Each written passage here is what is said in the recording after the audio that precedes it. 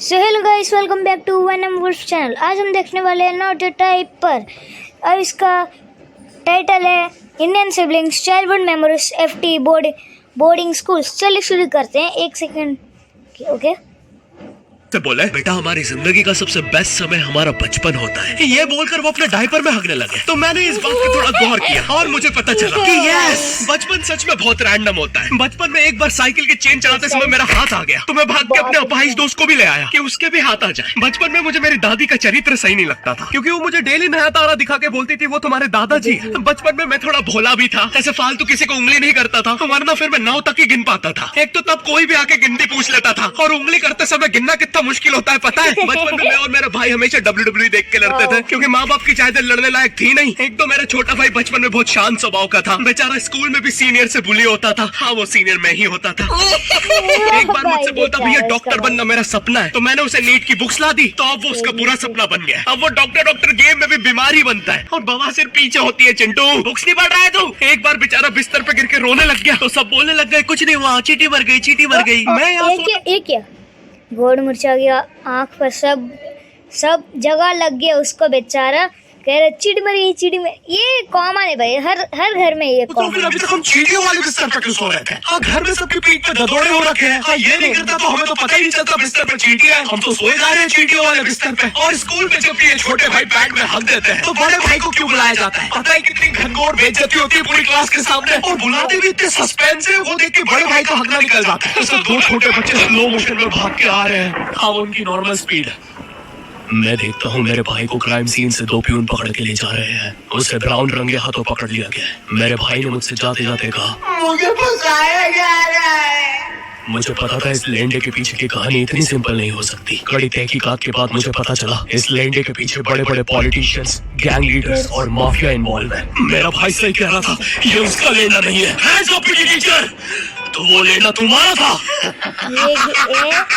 तो तुम्हें पता चल ही गया, तुम मुझे कभी नहीं पकड़ सकते। रुको, भाग गया। जाने दो उसे बेटा, हमने पीटी टीचर के बड़े भाई को बुला लिया वो लेंडा उठाने। लेंडा आपके नजदीकी सिनेमा घरों में। ये देखो भाई, लेंडा बड़ा होगा तो देख के पैर रखना। ये चैनल पे जितने भी अजीब और गरीब चीजें तुम देखते हो, मैं और मेरे भाई की लाइफ में हमेशा होती रहती है, और इसलिए हमने ये चैनल नॉट योर टाइप बनाया था। मेरे भाई ने कहा तू बोल और मैं एनिमेशन करता हूँ, और लो बन गया नॉट योर टाइप। आपके नजर अभी भी लेंडा लगा हुआ है। बचपन में बोले जाते थे कि तुम जितने दांत तकिए के नीचे रखोगे तुम्हें उतने ही रुपये मिलेंगे। तो मैंने दादी की 32 ही रख दी, तो मुझे 32 रुपए मिले। वो 32 ही 7,000 की थी। जो पिता उन्होंने दांतों वाली परी चांदी के दांत ले जाके 1 रुपया देती है। दांतों से याद है बचपन में सब सूखा बॉर्नविटा खाते हैं, क्योंकि दांत दूध के होते हैं। जो खटा लूंगा। बचपन में मुझे चुड़ैलों से बहुत डर लगता था। एक बार मुझे चुड़ैल के पैर के निशान दिखे, तो मैं उल्टा भागा, पर फिर मैं चुड़ैल के घर में आ गया। मैं पट्टी में भूल गया था उसके पैर उल्टे होते हैं। तो फिर मैंने सोचा इसका पीछे से सर फोड़ देता हूँ। सर फोड़ने गया तो उसका मुंह निकला। फिर से भूल गया कि सारी चुड़ैलों के बाल भी मुंह पे होते हैं। आदमी को पता चले तो चले कैसे? जब मैं छोटा था नींद में बिस्तर भी बहुत गिला करता था। मेरी मम्मी हमेशा गुस्सा करती थी कि सोने से पहले सुसु किया कर। मैं भी करता भाई, मैं भी करता हूँ गाइस। ना मैं नहीं सही करता हूँ ना, मैं भी करता हूँ। मुझे नींद नहीं आती। बचपन में मुझे गुस्सा भी बहुत आता था, तो मेरी मम्मी ने मुझे रेड स्टोन की अंगूठी पहना दी, और सरप्राइजिंगली उससे मेरा गुस्सा इतनी जल्दी उतरने लग गया, क्योंकि अब मैं जब अंगूठी पहन के लोगों को पीटता था तो गुस्सा इतनी जल्दी शांत होता था। वैसे ये अंगूठी मुझे एक बाबा जी के आश्रम से मिली थी। जब मैं वो आश्रम में गया था, वहाँ एक बहुत ही हॉट सी बंदी मुझे देख के बार-बार स्माइल करे जा रही थी, तो मैंने भी मौके पे चौका मारा और जल्दी से अपना नंबर पेपर पे लिख के उसकी तरफ फेंक दिया। वो बंदी ने भी बड़े प्यार से मेरा नंबर उठाया और खा लिया। अरे भाई, उसको भूत लगे, वो तब से सबको स्माइल दे रही है। हम भी सुबह से नंबर फेंक रहे हैं, अभी तक 2 किलो पेपर खा गई है। अब तुम्हें भी ऐसे रैंडम भूतों या स्ट्रेंजर्स पास नंबर ना फेंकना पड़े प्यार के लिए, इसलिए आओ।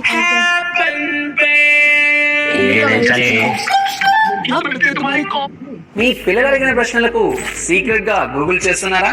ఇక మీద అవసరం లేదు, ఎందుకంటే కాంప్లెక్సిటీ कॉमन इंटरेस्ट के लोग। मुझे बॉर्नविटा बहुत पसंद है। मुझे भी रोहित। आओ मन बुद्धि हैंडशेक करते हैं। हैपन पे मिलती है आपको उन लोगों की प्रोफाइल। पता लैम्बोर्गिनी के चक्के से खेल रहे हो? नहीं, तुम्हें कैसे पता चल रहा है वो गरीब है या अमीर? और एक चक्के से इतनी सारी एक्टिविटी करेंगे ये लोग। कभी चक्के में रस्सी बांध के झूला बना दिया, कभी झूले से फिका के खुद को लूला बना दिया, कभी लूले पे झूला बांध कर हुला हू बना दिया। ये इतने हरामी बच्चे थे, इनके साथ कोई भी घर नहीं खेलता था, क्योंकि घर ये जुए में लगा के हार जाता है। ये वो बच्चे जिन्हें तुम रिमोट कंट्रोल कार भी दोगे तो उसकी मोटर निकाल के पंखा बनाएंगे। एक बार इन्होंने रिमोट कंट्रोल रिमोट बनाया था। तुम अगर इस रिमोट पे बटन दबाओगे तो इस रिमोट पे बटन दबेगी, बस ये लोग मकर संक्रांति के दिन पतंग भी लूटते थे दुकानों से। पतंग से याद है मैं बचपन में अपने दोस्त जनक के साथ बहुत पतंग उड़ाता था। जनक गुजराती था और गुजराती लोग तो बहुत बड़े पतंगबाज होते हैं। वो लोग गला काटने के बाद भी काहे पोचे चिल्लाते हैं। जनक मेरे घर पे इतना बड़ा गिर्रा लेके आता था पतंग उड़ाने। उसमें पता नहीं कितने 1000 किलोमीटर का मांझा लपटा होता था। हम दोनों का सपना था उस गिर्रे की पूरी ढील देना। एक बार तो गिर्रा खाली होने वाला था पर वो पतंग आए तो घूम के हमारे पीछे से आ गई। हमने हमारी ही पतंग काट दी। तो इस बार हमने सोचा पतंग पूरी परपेंडिकुलर उड़ाएंगे, स्ट्रेट। हमने 2 घंटे ढील दी। वो मांझे में वेव सिग्नल आने लगे प्राचीन भाषा में। हमें लगा हमने एलियंस ढूंढ लिया पर फिर धीरे से वो सिग्नल क्लियर हुआ। हमें पता चला हमने कोई नासा का 100 मिलियन का टेलीस्कोप काट ओ दिया।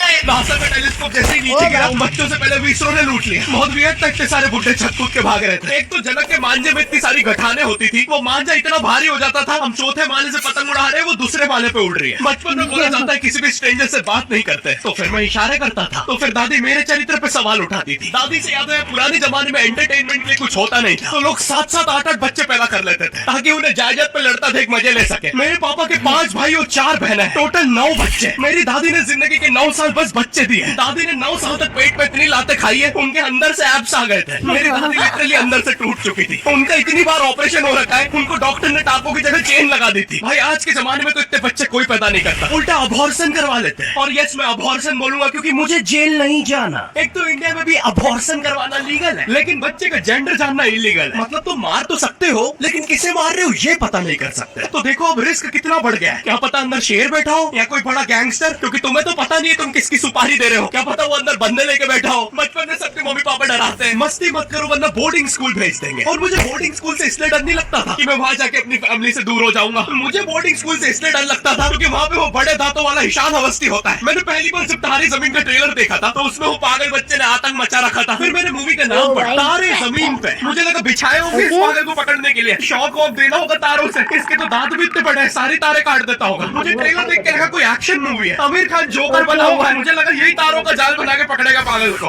ट्रेलर देख के तुम्हें क्या ही समझ में आएगा। एक शॉट में आमिर खान बोल रहा है आपके बच्चे को डिसलेक्सिया है। फिर अगले शॉट में जोकर बन के बड़ा मछलियां उड़ती क्यों नहीं। फिर मुझे लगा ये शायद अपने माँ बाप को बोल रहा था। और दया तो मुझे उस लंगड़े बच्चे पे आती है जिसके बगल में ईशान अवस्थी को बिठा दिया था। वो बेचारा उठ के भाग भी नहीं सकता। और मैंने तो सुना था बोर्डिंग स्कूल में बस नॉटी बच्चे जाते हैं। तो फिर इस बेचारे गाय से बच्चे को यहाँ भेज के रखा है। कोई ऐसा तो नहीं इसके पहले पैर थे और ये बहुत मस्ती करता था तो माँ बाप ने पैर तोड़ के इधर भेज दिया। बस भाई मेरा हो गया आज का। अगर तुम्हें वीडियो पसंद आई तो यार लाइक मारो। एम करते हैं 7 लाख लाइक्स के लिए। पिछले वीडियो में नहीं आए थे भाई इसका वीडियो बहुत सस्पेंस देता है भाई। धन्यवाद देखने के लिए।